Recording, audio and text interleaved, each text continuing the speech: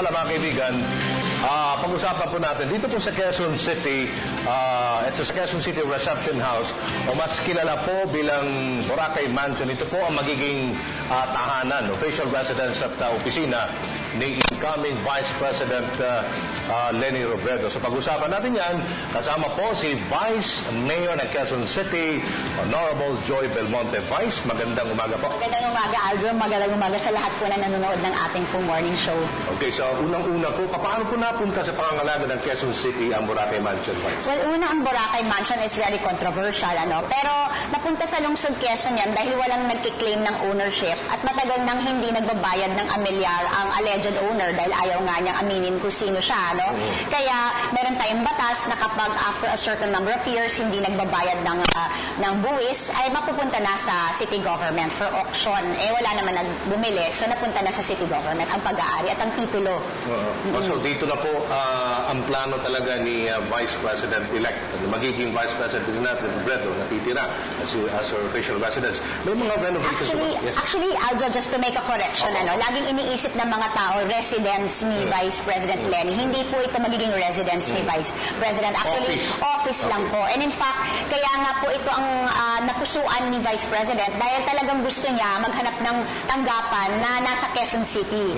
Dahil yung kanyang kondo na inuuwian, na ayaw talaga niyang iwanan, na nandyan lang sa scout area, ay gusto pa niyang uwian gabi-gabi, At ang kanyang mga anak ay nag-aaral din sa Quezon City. So gusto talaga niyan tumira sa Quezon City. Pwede din siyang matulog dyan sa loob. Meron naman siguro mga amenities na tulugan. Well, actually, it was created as a house. Originally, siguro, original plan talaga ay parang official residence ng mayor ng Quezon City. Pero parang hindi naman yan na makabuluhan dahil si Mayor Bautista naman ay may sarili ng tahanan. Kaya dinesign siya as a reception house and a possible house kung saan pwedeng tumira yung mga dignitaries, mga VIPs na dumadalaw sa lungsod natin. Pero nung nakita ni Vice President Leni, talagang siguro sabi niya magaan ang loob niya sa lugar, pero ayaw niya talaga na mabigyan ng maling kabuluhan na magiging tirahan ito. Kaya lahat ng mga amenities for sleeping, mga kama, etc., pinatanggal niya. Gusto niya office space lang talaga siya. Office space. May mga renovations bang ginagawa, ongoing projects sa loob, Vice? Well, the house itself is tapos na, kompleto na siya, ready for occupancy na siya. In fact, kahapon nagkaroon na ng konting patitipon-tipon ng OVP at saka ang local government ng Quezon City bilang isang Thanksgiving na matutuloy na ang contract to lease ng reception house. So, in terms of renovation, lahat ng mga furniture ay may iwan dyan yung ginawa para sa local government dahil talagang magkabagay siya maganda siya talaga.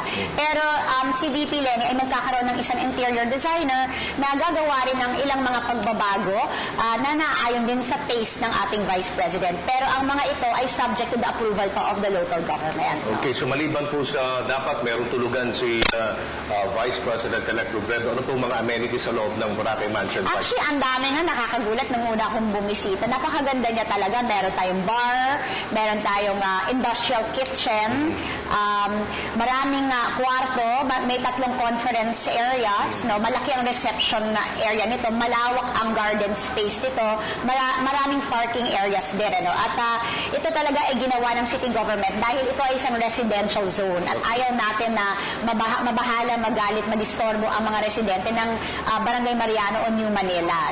Kaya, yes. And then, ngayon, may mga ilan pang mga tinatapos ang city government katulad ng landscaping at meron din pinaplano si Mayor sana na kabanya sa labas ng bahay for added entertainment space for visitors. Matutuloy pa rin yung mga constructions na yan, yung mga ongoing works na yan. Matutuloy pa rin yan. So I presume yung improvements ay defrayed by the local government of Quezon City. With that, tataas ba ang renta ng Boracay Mansion? Hindi naman, kasi meron na napagkasunduan na presyo.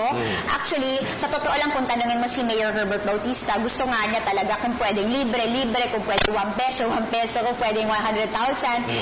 Talagang gusto talaga niya gawin yon dahil tingin niya karangalan na ng lungsod na naandyan ang OVP. At from a practical purpose, sabi nga niya sa akin, tataas nga ang value ng property sa buong New Manila area dahil na-associate na ang lugar sa ating Vice President. So actually, maganda talaga yung kanyang pagtira dyan. Pero ang Commission on Audit ay may mga guidelines talaga at standards na kailangan namin sundan with regards to rent. No? And we really have to be a little bit more faithful to the market price of houses talaga for rent in that particular area, which is an expensive part of Quezon City. Pero hindi naman siya mas mahal doon sa Coconut Palace. Pero hindi naman, kasi sabi sa amin ni Boyet, yung Chief of Staff ni VP, kailangan yung budget ni VP is half of that. And tingin ko it will be half of that at the end of Would the you mind day. magkano ba talaga yung rent? Well, hindi ko pa ma-disclose yung presyo, pero it is well within the budget of the Vice President. No? At the same time, hindi rin lugi ang lungsod Quezon sa presyo. So, happy-happy lahat. So, Win-win. kumusta naman ang seguridad dyan po sa Boracay Mansion? Ano pong ipatutupad nating mga security measures dyan? Well, so far, wala namang hinihinging security personnel ang OVP sa lungsod Quezon dahil may sariling PSG ang Vice President natin. So, sila na ang magbabantay, I presume. Pero ang barangay naman ay sobrang saya na naandyan si VP at willing silang mag-provide ng additional assistance sa VP kung kinakailangan. At syempre kami rin sa lungsod Quezon, kung mapagpasya ng VP na kailangan niya ng additional, I'm sure we will be willing to provide that as well. Okay, so on June 30, on 12 o'clock, bababa na sa pwesto si Pangulong Aquino naman. Ano po ang mga paghahandang ginagawa naman? Kasi taga rito po si Pangulong Aquino sa Times Street sa Quezon City. Anong mga preparations? May mga paghahanda ba kayong ginagawa para sa kanya, ma'am? Well, nakakatuwa kasi ito ay private sector initiative. At kinausap lang kami ng mga private sector supporters ni President Aquino at sabi, anong pwede natin gawin para maging masaya naman ang pag-uwi ulit sa Quezon City ni President Aquino. At syempre kami naman ay very happy again that we have another president living in Quezon City at babalik ulit siya sa kanyang ancestral home sa Times Street.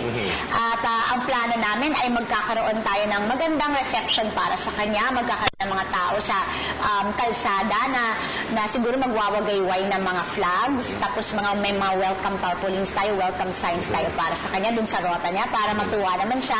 At pagdating dun sa Times Street, alam ko may pinaplanong isang mini concert at program para sa kanya, yung mga dating cabinet secretaries niya, maging mga kaibigan niya, at yung mga artists na lagi sumusuporta sa kanya katulad nila Lea Navarro, ni Jim Paredes, Noel Cabangon. I think they will be present, and I think there will be a nice party there for the outgoing President Aquino. Okay, iba tayong issue, Vice Mayor, tungkol naman sa kampanya ng incoming administration, si Miguel Latronga.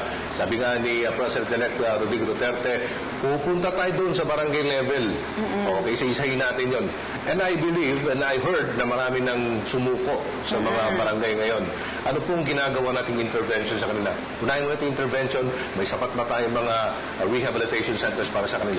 Well, actually, Adjo, to be honest, hindi kami masyado na-inform ng PNP na may ganito palang Oplan Kapak. I think it was something planned hurriedly and they were given a deadline. I understand that, kasi medyo nagulat kami sa bilang ng mga sumuko. Sabi nga sa akin ni Colonel Esquivel, sila mismo ang kapulisan ay nagulat din sa bilang ng mga sumuko dahil ito supposed to be a pilot project lang. Pero they had about 700 already or more in 2 days time. Ang nangyari doon, nag-fingerprinting sila at nagpirmahan ng parang covenant na hindi na sila gagamit ulit, tapos umuwi na sila. Medyo nag-react lang ako doon. Sabi ko parang sayang naman ang effort kung hindi rin natin pinagplano kung ano yung interventions for them. Kasi hindi naman ang pagsumpo ng droga ay hindi lang naman about getting them to surrender, that's the law enforcement side, but it also means getting them the proper interventions para gumaling sila, because we consider the use of illegal drugs as something that is an ailment or an illness na kailangan pagalingin. So, having said that though, nakipag-ugnayan na kami sa PNP under Major Esquivel and Colonel Esquivel and Major Figueroa, and napagkasunduan namin na yung 700 na yan, ipoprocess muna natin. Anong ibig sabihin ng ipoprocess? Ihihiwalay natin ngayon yung mga pusher, saka yung mga pusher dependent, so sa jurisdiction yan ng PNP, kasi kailangan kinakasuhan na yan at non-bailable offense ang pushing. Pero yung mga drug users at drug dependents na walang criminal offense, sa amin po yan, sa LGU. And we have a rehabilitation center sa Payatas. Ito ang Quezon City Drug Treatment and Rehabilitation Center. At meron tayong sapat na programa dyan. Pero doon din sa mga drug dependents, lagi kong pinapaliwanag, hindi naman lahat sila ay para sa rehab center. Kailangan pa natin mag-undergo ng tinatawag na drug dependency evaluation with the help of trained psychologists na accredited by the DOH, at doon natin malalaman kung sila ay user lang o addict na. Yung mga users, pwede na yung counseling, regular counseling, and they can go about their regular work. Kung kailangan nilang mag-TESDA, mag-livelihood para makabuti ang buhay nila, pwede nilang gawin yan simultaneous with the counseling. Pero sinistress ko kasi na hindi pwedeng magkaroon ng TESDA or livelihood or else kung hindi sila nag-undergo ng counseling, kasi kailangan gumaling muna talaga sila bago sila magiging tunay ng produktibong miyembro ng ating lipunan. Pero yung mga kailangan talagang ma-admit, may proseso din yon. At present, kumpleto na, fully booked na ang aming rehab, because we were only granted 150 beds by the DOH, but we are in the process of applying for additional bed space. At sa tingin ko, sa tulong at suporta ng ating Pangulo, na dahil ito ang flagship project niya, sana mapabilis ang pag-grant sa amin ng bed space, makakuha kami ng additional personnel, pero yung standards mismo ay hindi mababawasan o makukompromiso. At makaka-admit tayo ng karagdagan pang mga drug dependents. So ang aking hiling sa PNP, Colonel, Major, pwede hinay-hinay muna sa pagsuko, kasi ang balak nila sana sa Wednesday at sa Friday, may estimated 1,500 ulit na susuko. Sabi ko, pwede bang i-postpone muna natin yon, i-process muna yung 700 para mabigyan talaga sila ng tugon. Okay, maraming salamat po, the Vice Mayor of Quezon City, Honorable Joy Belmonte. Salamat. Magandang umaga po, and thank you very much for having me on your show.